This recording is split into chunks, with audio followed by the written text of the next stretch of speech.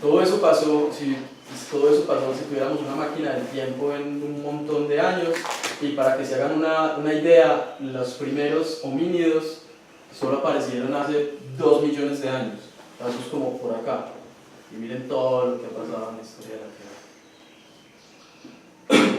Esto lo va a pasar rápido, así es como sabemos cómo son las eras, así es en este tipo de estratos es que encontramos los fósiles, que funciona como un libro, en donde las primeras páginas por acá tienen entonces información sobre hace muchos millones de años y luego va subiendo y dependiendo de las características del ambiente, de qué tanta precipitación había, de qué tanta, no sé, minerales habían en determinada época, entonces por eso también uno, si tiene un ojo experto, puede identificar diferentes eras, estratos y diferentes cosas.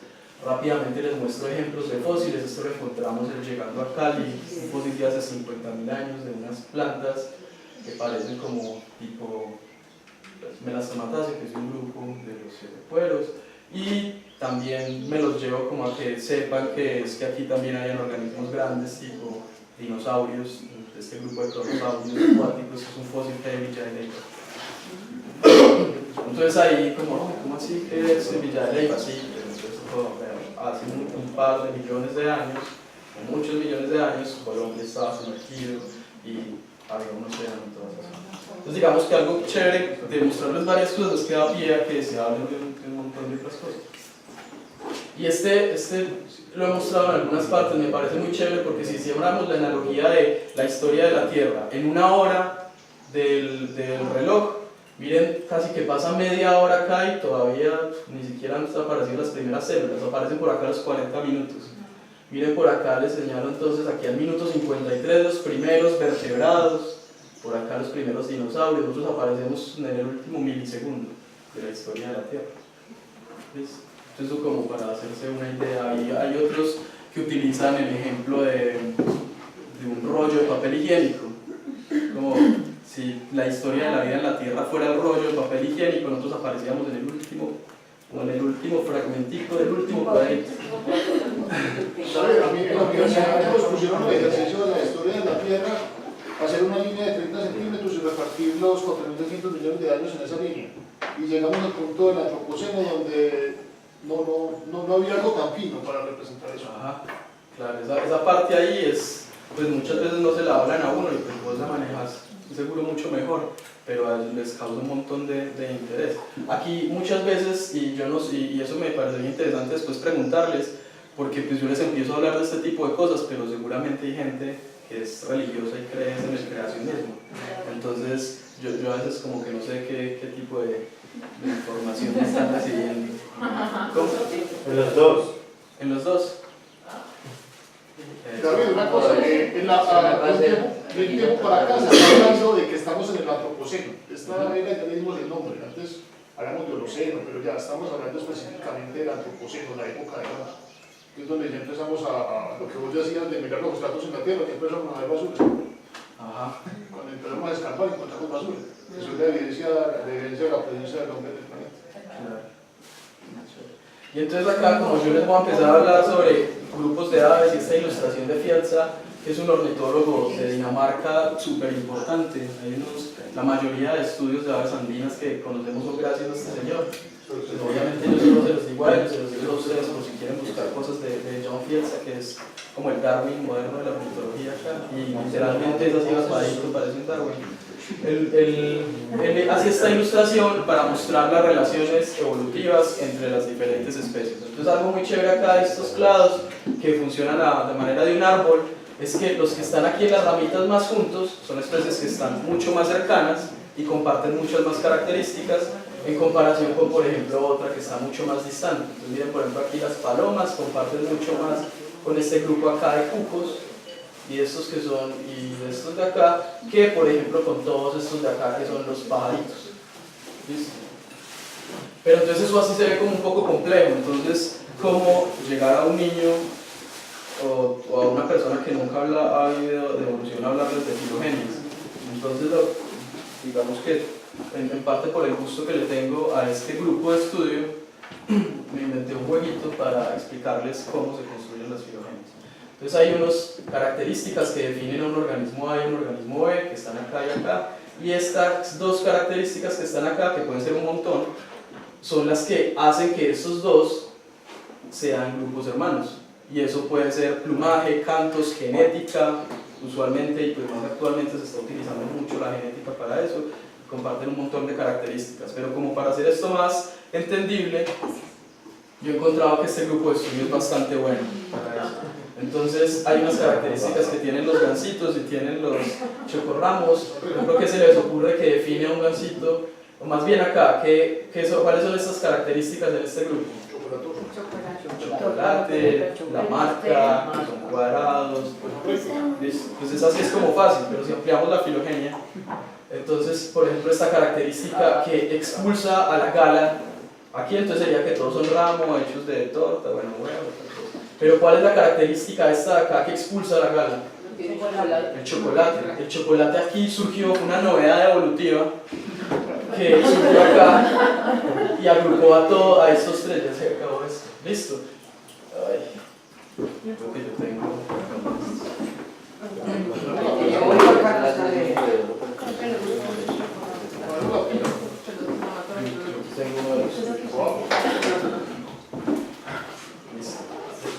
Eso sí va a absorber un montón. Listo, entonces miren, acá el chocorramo tiene unas características. ¿Y cuál es esta característica? La cremita correcta. Por ejemplo, el relleno, ¿no es cierto? Entonces de esta misma forma es como se empiezan a agrupar todos esos grupos, de los más relacionados a los menos relacionados, y entonces ahí es que entra genética, y después uno puede estudiar ahí cantos, colores, bueno, un montón de características que utilizan los biólogos actualmente para clasificar la diversidad. Si lo cambiamos por especies, entonces algo que les parece súper interesante y súper raro al principio es que el pariente vivo más cercano a las aves son los cocodrilos, que están acá. Entonces por acá hay una diferencia acá, yo no entro nunca en detalles, pero entonces las características principales de los diápsidos y los sinápsidos son los huecos que tienen en el cráneo. Acá entonces hay un montón de características de este grupo, y por acá surge un grupo muy interesante, tal vez el más interesante de todos, que se llama Cosauria, en donde están todos estos cocodrilomorfos, los dinosaurios, incluyendo a las aves. Entonces aquí, bueno, entonces cuando hablamos sobre eso, entonces como, uy, pero ¿cómo hace un cocodrilo súper diferente? Como, pues sí, son muy diferentes, pero eso lo que quiere decir es que había un montón de organismos acá, más cercanos a las aves, que en algún punto se extinguieron. Pero entonces, ¿cuáles son? Entonces ahí empezamos a hablar sobre otro grupo de organismos que se extinguieron y comparten un montón de características. Entonces acá están los pterosaurios, pterodáctilos, que tienen como un híbrido entre ala de murciélago y de ave. Esos no son propiamente dinosaurios, los dinosaurios empiezan desde acá. Los pterosaurios entonces también tenemos muy buenos fósiles sobre ellos, y eran un grupo súper diverso que colonizó un montón de ambientes, y eran diversos en colores y en tamaños principalmente, desde unos súper grandes hasta unos como este de acá, que eran del tamaño de una paloma, una tortuga. Si seguimos metiéndonos acá en el grupo de acá, entonces está el primer grupo, Ornithischia, en donde están los cuadrúpedos herbívoros, la mayoría gregarios, o sea que andan en grupos. Y entonces esta parte, por ejemplo, hace poquito que di esta charla, pues porque a los niños les parece súper chévere los dinosaurios, y esos digamos que son enganches y rápido, se saben un montón de estos nombres, entonces hay un montón de clasificaciones ahí, se saben todos los nombres que son súper raros, entonces los estegosaurios, triceratops, anquilosaurios y paquicefalosaurios, que esos niños manejan un montón de todos esos nombres. Aquí hay una historia chévere de Ornithischia, y el siguiente grupo que es Saurischia. Si quieres te las cuento, o si no, porque es muy raro que esos son los dos grupos grandes de dinosaurios. Pero miren que las aves, y aquí me estoy adelantando un poquito, las aves vienen desde Saurischia. Pero ¿cómo así que estos se llaman Ornithischia? ¿No es cierto? Pues eso es muy raro. Resulta que es que cuando los describieron, encontraron que la pelvis de estos era tirada hacia atrás y fusionada como la de las aves. Entonces, inicialmente, cuando la describieron por características de la pelvis, fue que dijeron, no, entonces estos tienen pelvis tipo ave. Y ya después dijeron, la embarramos, pero ya era Dentro del grupo de Saurisquia hay dos grupos grandes, en donde están los sauropodomorfa, donde están todos estos herbívoros, cuellos largos, entonces hay brachiosaurios, todos esos que son los argentinosaurios que estaban hacia el sur, también en grupos grandes, bueno, un grupo súper interesante. Y dentro de Saurisquia, que están todo ese grupo de Terópoda, que son, entonces están todos estos que son carnívoros y andan en dos patas. Y dentro de Saurisquia están las aves, agrupadas dentro de todos esos grupos. Entonces, ¿cómo sería en el ejemplo de los chocorramos acá? Entonces miren que aquí las aves son el grupo hermano de este tipo, los más cercanos son de un grupito que se llama la familia, que pues a nosotros nos gusta también a veces hablar de familia. La familia se llama Dromaeosauridae, y de un grupo chiquitico que se llama Maniraptoridae, todos esos que son como algunos se vio de Jurassic Park, las de Jurassic Park, la 2, que salen unos chiquiticos que andan en el grupo, los Consugnatus. De ese grupo es que descendieron, pues comparten ancestros comunes con esos. ¿Listo? ¿Y cómo sabemos eso? Pues porque hay un montón de evidencia ósea, entonces hay un montón aquí en la pelvis de modificaciones, en eso que se llama el hueso semilunar en la mano, pues obviamente yo no les empiezo a hablar de este tipo de cosas, y además si uno mapea esto, que es como la modificación de las clavículas en la fúrcula actual de las aves, también se puede hacer una línea de evidencia. Además entonces también por las características de los huevos, por las cáscaras, y cuando yo inicialmente vi esto y después cuando ya hice mi tesis con huevos vi esto, yo dije, uff, esto es una cosa muy bacana porque explica un montón de cómo las aves después empezaron a colonizar otros diferentes sitios, y eso se lo podemos hablar después, porque miren que todos los dinosaurios anidaban como por ejemplo lo hacen muchas de las aves que anidan en el suelo, pero ya después hubo un momento en el que las aves empezaron a construir los nidos en las vegetaciones, y eso tiene un montón de implicaciones. Además el comportamiento, y eso es lo más reciente, es súper chévere porque ¿cómo así que un comportamiento fosilizado? Este de acá se llama Oviraptor mongolensis, y lo colocaron ese nombre, pues mongolensis porque lo descubrieron en Mongolia, pero Oviraptor porque cuando descubrieron este es tal vez uno de mis fósiles preferidos, pensaron que se estaba comiendo los huevos, por eso Oviraptor. Pero después, cuando hicieron unos análisis mucho más detallados, se dieron cuenta que no, que realmente tenía cuidado parental, estaba protegiendo los huevos de la forma que lo hacen las aves actuales. Y otro fósil muy chévere que es más reciente, del 2004, este de acá, es de un ave que ya todavía tiene dientes. Miren, este es el fósil, esta es la representación, y miren cómo tuerce la cabeza hacia atrás para dormir. De esa forma duermen las aves actuales, y eso lo hacen por dos razones principales. La primera es porque las aves, el pico, funciona como un radiador, es el único lugar expuesto y por ahí pierden temperatura. Entonces cuando ellos la tiran hacia atrás y se cubren, es como colocándole un saco al pico, ¿sí? Están aislando el pico. Y la otra es que hay algo que tienen casi todas las aves que se llama malaria aviar, y esa les entra principalmente por las zonas expuestas, que están típicamente acá en las narinas. Entonces también esa es otra de las razones por las cuales duermen de esa forma. ¿Listo? Entonces pueden haber más, no necesariamente quiere decir que empezaron a dormir así. Pues digamos que la evolución no tiene direccionalidad, no es como esto evolucionó para esto, pero digamos que uno sí puede encontrar patrones de por qué este comportamiento le sirve para algo. Y el ejemplo típico de esto es que, por ejemplo, porque hay muchos, esto aquí ya como que estoy como divagando un poquito, pero hay muchos que no les gusta el darwinismo porque dicen que es una escuela adaptacionista, o sea que siempre le está buscando esto evolucionó para esto. Entonces el ejemplo así clásico con el que se burlan de eso es que, por ejemplo, las orejas no evolucionaron para poderme poner las gafas. Simplemente fue un rasgo que apareció y después ya uno lo aprovecha de diferentes formas. ¿Listo? Y eso pasa también mucho en la naturaleza.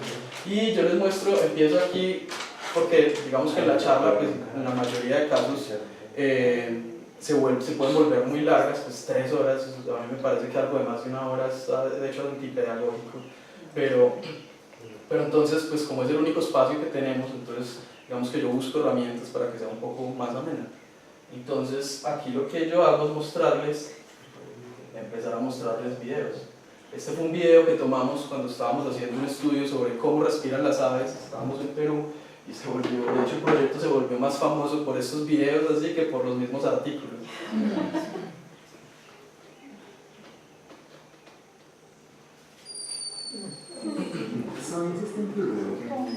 Esto es una hembra de un colibrí que se llama Eliangelus amethysticaulis. Ese también está aquí en Colombia, pero hacia la cordillera oriental. Desde aquí es donde muestro exotis. Y cuando estábamos haciendo estos experimentos lo teníamos metido en esa cajita dentro de una nevera para medirle el consumo de oxígeno, que de esa forma se mide cómo respiran las aves en determinados ambientes. Empezamos a escuchar este pitico, fue como, oye, ¿qué es eso tan raro? Porque estos experimentos, esto de ir a por ahí a las 3 de la mañana, son unos experimentos que se tienen que hacer de noche. Y lo que encontramos fue cuando abrimos la caja era este pajarito dormido haciendo ese sonido. ¿A qué se les parece ese sonido? Como un ronquido, ¿no es cierto? Pero se supone que los ronquidos son típicamente de mamíferos, lo que nosotros definimos como ronquido. Entonces esto parece un ronquido, puede ser un ronquido y puede cumplir incluso la misma función, pero es algo que no conocíamos. Entonces aquí es como, bueno, y si de acuerdo de lo que estamos hablando, ¿se imaginan que por un tiranosaurio roncaba? Entonces ahora el mensaje es que tenemos un montón de evidencia de muchos tipos de al menos 6 tipos diferentes de líneas de evidencia para soportar que organismos de este tipo le dieron origen a compañeros ancestros comunes y dieron origen a organismos tipo ave. ¿Y cómo evolucionó el vuelo? Eso es otra historia que aquí nos quedaríamos mucho más tiempo. Yo aquí digamos que ya no ahondo en eso, pero para dejarles ahí como la intriga por si quieren buscar, hay 2 hipótesis principales. Ahora sabemos que es más como una combinación de las 2. Y eso es un cuento súper bonito. Y acá les empiezo a mostrar como diferentes organismos fósiles en las que ya se tiene muy buena línea de evidencia para saber cómo lucían y que de hecho las plumas en estos grupos, porque se han fosilizado plumas en ámbar, en donde se pueden ver muy bien todas estos componentes del pigmento, entonces se puede saber de qué colores eran comparándolos con las aves actuales y se sabe que entonces habían unos dinosaurios muy coloridos. Acá les muestro unas aves con dientes en los picos. Todos estos son de una familia que se extinguió completamente. Eso fue algo muy chévere porque en el curso de la evolución salieron como 2 linajes de aves, unas que son las que conocemos y otras que son una familia que se llama Enantiornithidae. Y esas Enantiornithidae les decían las aves opuestas porque tenían los dedos al revés, pues al revés de las que conocemos. O sea, no es como 1, 2, 3, sino 1, 2, 3, 4. Y esas se extinguieron todas, no sabemos por qué. Entonces tal vez si no se hubieran extinguido ese grupo, las aves que conoceríamos ahora serían muy diferentes. Todos estos son grupos de aves y este es un fósil que es muy chévere de un colibrí en Alemania de hace un par de millones de años, específicamente 30 millones de años. Entonces aquí con los que saben un poquito más les digo, oiga, ¿qué les pareció raro de lo que les acabo de decir? Un colibrí europeo. Los colibríes actualmente están restringidos al Nuevo Mundo, América, pero resulta que hace un montón de años había deriva continental y muchos de los grupos que antes tenían distribuciones en todos los continentes se extinguieron y solo están restringidos a ciertas partes. Y ahorita ahí sí yo creo que aquí voy a adelantar un montón porque esta parte sí es mucho más común y entonces aquí es cuando les digo listo, ahora sí vamos a entrar en materia y hablar de dinosaurios actuales. Y les empiezo a mostrar todas esas características por las cuales entonces habíamos dicho que las aves se diferencian. Entonces empezamos a hablar de la endotermia y del vuelo. Aquí también les explico un poquito sobre qué es el dimorfismo sexual con estos cianerpes, macho y hembra. Hablamos sobre las plumas y sobre todos los componentes que tienen las plumas, los tipos de, y para eso a veces llevo esta pluma, los tipos de, o más bien como los tipos de estructura que posee una pluma, que es un raquis central, todo esto que es el vexilo, y todo esto que es una estructura tipo así como de velcro, que se puede organizar, es gracias a que son barbas, válvulas y garfios, que funcionan como si fueran ramitas, como si fueran fractales acá, que se van uniendo unos con otros. Además que hay diferentes tipos de plumas, entonces que hay semiplumas que tienen las aves principalmente para protegerse en las zonas ventrales, hay plumones, hay plumas de contorno, hay plumas simétricas de la cola y asimétricas del vuelo. Estas de acá, ahorita les muestro un ejemplo de esas, que es lo otro que yo les cuento acá. Acá entonces, por ejemplo, les cuento que esa asimetría es gracias, o más bien para lo que les sirve a las aves en esta zona, es para tener un ángulo de ataque, para romper el viento. ¿Listo? Esta zona de acá, que es mucho más fuerte y delgada, es con la que las aves rompen el viento para poder volar. Entonces esto es una pluma altamente asimétrica, seguramente es tal vez una de las primeras primarias. Y algo que les parece chévere cuando les cuento es que entonces, si ustedes encuentran esta pluma en el bosque o en cualquier parte, entonces uno ya puede decir que esta es una pluma del ala. ¿Y de qué ala? ¿Derecha o izquierda? Derecha. Ajá. Entonces eso es como, digamos que una revelación para listo, entonces aquí, pues, esta es una de esas que yo a veces también me salto, porque entonces están aquí primarias, secundarias, pero eso es más como de cómo se enumeran las plumas. La cola con plumas, que ya entonces está el pigostilo, que es como el coxis nuestro, pero la cola principalmente está formada por plumas, 10 típicamente, en la mayoría de aves, y que en algunos grupos, por ejemplo, estos un Pliforhynchus spirulus, un furnario, tienen algunas modificaciones, por ejemplo en el caso de los trepatroncos, para sus hábitos, y pues digamos que es el tercer punto de apoyo cuando tenemos los hábitos. Hay otros grupos, esto es un... ¿cuál pájaro es este? Creo que es un Rhynchocyclus, que tiene estas vibrisas, les dicen vibrisas o cerdas peribucales, que son plumas modificadas, como pelitos, y también son sensitivas, entonces sirve para medir la temperatura y las corrientes de viento. Eso lo tienen casi todas las aves, digo casi todas porque uno siempre encuentra excepciones, pero en la mayoría de aves está ahí, en algunos grupos como en los tiránidos, en la trapamoscas son muy desarrolladas. Les muestro diferentes ejemplos y hay unos niños reptilos que, por ejemplo, yo muestro estos y nada más en 2 municipios de una alzan la mano y me preguntan, ¿y qué es esa argollita? Entonces ahí aprovecho y yo, qué buena pregunta, y les explico por qué es que se marcan algunos organismos para estudios. Les hablo de la glándula principal de las aves, la glándula oropigial. Algunas especies no las tienen, por ejemplo los cormoranes no tienen glándula oropigial, pero esta típicamente es la glándula más importante de las aves. Hay unas aves marinas que tienen glándulas acá para expulsar la sal marina, pero la glándula oropigial está ubicada aquí encima de la cola, tiene unos aceites que le sirven para cuidar el plumaje y volverlo impermeable. Eso es muy importante, y yo aquí hago un montón de hincapié porque al final usualmente rifo como afiches o alguna vaina, un mecato, y siempre les pregunto sobre esto, como ¿cuál es la glándula tal? Y los niños a veces, pues la mayoría de veces se acuerdan un montón. Digo niños, es porque usualmente en los colegios es cuando salen más pilos y salen con unas cosas re locas.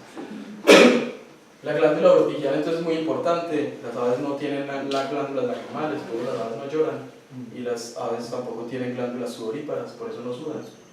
Y la forma de expulsar el calor es por el pico, nuevamente, que funciona como radiador. Por eso, por ejemplo, los tucanes, eso es muy importante. El pico de los tucanes que parece que fuera súper fuerte, eso es todo vacío por dentro. El pico de los tucanes y de esas aves así son picos que son para caja de resonancia, para cuando cantan, y también para irradiar la temperatura. Y muchas veces las aves, eso me ha tocado a veces, sobre todo en tierra caliente, que uno ve una ave paradita en una percha con el pico abierto súper encartada porque tiene mucho calor. Es una forma de irradiar la temperatura. Porque enfriarse gasta mucha energía. De hecho, esa es una de las razones por las cuales se hipotetiza que las actividades de las aves no están al mediodía, porque es más la energía que gastan tratándose de enfriar luego a la que consumen a esas horas. Esta usualmente me la salto, aquí les hablo como de plumajes atípicos, este ejemplo ya no lo sabemos, estos ejemplos también aquí les hablo entonces de melanismo, y acá les hablo de las patas de las aves. Yo no sé, bueno, todavía tengo como 4 minutos. Bueno, de las patas de las aves. Entonces, de las patas de las aves,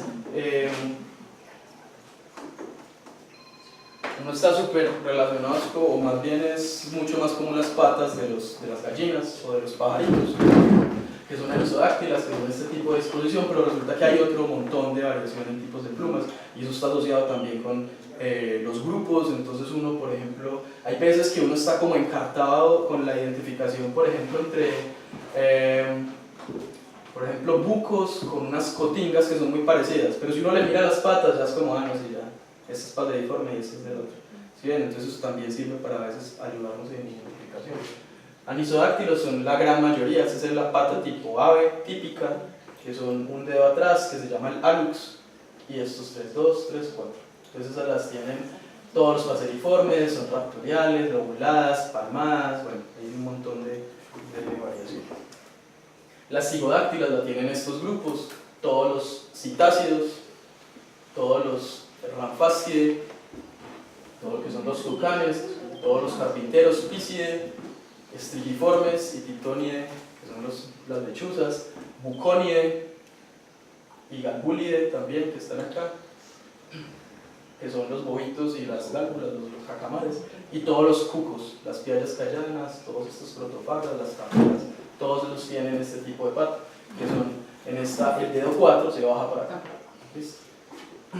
Las heterodáctilas también son 2 y 2, pero miren que aquel que se bajó fue el 2, y la presentan es trogoniformes, en donde están las trogones y los fármacos, los quetzales.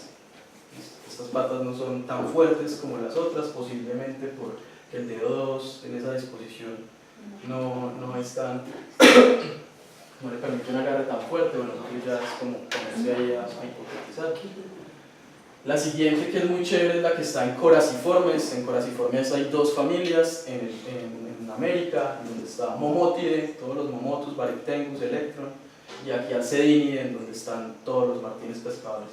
Esta es muy chévere porque tiene, lo que pasa acá es que miren, acá se alcanza a ver un poco en la foto, tiene una fusión de los 2 dedos, el 2 y el 3. Y en esta zona de acá que podría ayudar para aumentar la superficie. Entonces ahí como, ¿por qué? Pues todo alguna característica de este orden es que todos anidan en barrancos y hacen huecos, todos los barranqueros y los martines pescadores también. Eso tal vez les puede ayudar para mover tierra, sacarla. Si por ejemplo los alcedínidos no piensa que se zambullen a buscar comida, tal vez les puede servir, pero digamos que nuevamente eso es agarrarse a hipotetizar, y yo no he encontrado estudios específicos sobre eso.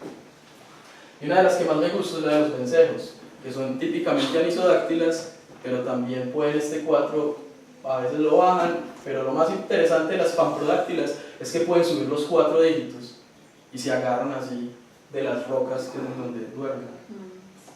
Entonces estas pamprodáctilas solo está en apódice. Ahora, entonces les hablo también de picos córneos sin dientes. Aquí aprovecho para hablar de la dieta y de la adaptación, que está asociada con la dieta y los gremios.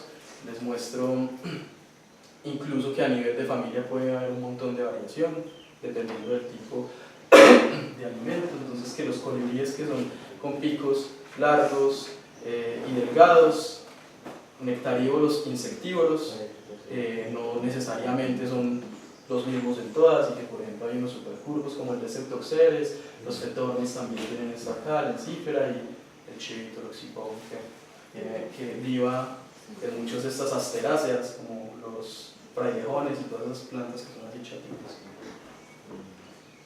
Hay otro tipo de organismos, aquí coloco entre paréntesis carnívoros precisamente para que me pregunten. Entonces digo, no, pues no carnívoros de qué tal, sino macroinvertebrados acuáticos, que son camaroncitos, insectos, larvas, y que hay muchos tipos de aproximarse a ese tipo de dieta. Es que hay mucha variación de los grupos. Entonces hay carnívoros, carroñeros, frugívoros. Esta no, esta acá, esta es una del grupo de las tángaras de montaña, y los Orbijelski se llama. Otros frugívoros. Y es que yo creo que ya se me acabó el tiempo. Les hablo de las modificaciones principales del esqueleto de las aves. Cuando yo era profe en la universidad que yo daba un laboratorio, lo que hacía era que me iba con los estudiantes a una clase, comprábamos pollo asado y nos íbamos a comerlo, y nos íbamos aprendiendo los músculos y los huesos comiendo el pollo. Entonces, cuando yo les cuento eso, les digo, como no vamos a comer pollo, pero acuérdense de cuando comen pollo y cuando vayan a comer pollo hagan el ejercicio. Entonces eso lo va a pasar así súper rápido, que son las características así de las aves. Listo. Si me dan 10 minutos más. Sí. ¿Usted entra el pollo? Listo, entonces, mientras llega. Hay algo bien interesante en las aves, es que tienen 14 vértebras cervicales, acá el cuello. Desde una garza, incluso un avestruz, hasta un colibrí, todos tienen 14 vértebras cervicales. En muchas de esas especies, el cuello es así estirado, pero en otras, como en los colibríes o en los pajaritos, lo pliega hacia atrás, ¿no es cierto? Algo muy chévere que aquí les cuento es que, a veces lo cuento acá, a veces más adelante, es por qué, por ejemplo, los búhos pueden mover la cabeza hacia atrás casi completamente y por qué, por ejemplo, nosotros no. Entonces ahí les hablo de que acá en el huesito en donde la última vértebra cervical se une al cráneo, los mamíferos tienen dos cóndilos occipitales, que son dos puntos de anclaje. Por eso nosotros tenemos unos movimientos más precisos, pero eso también nos limita un montón, hasta acá. Todos Arcosauria y las aves tienen solo un cóndilo occipital, por eso ellas pueden mover el cuello un montón, nada más tienen un punto de anclaje. ¿Listo?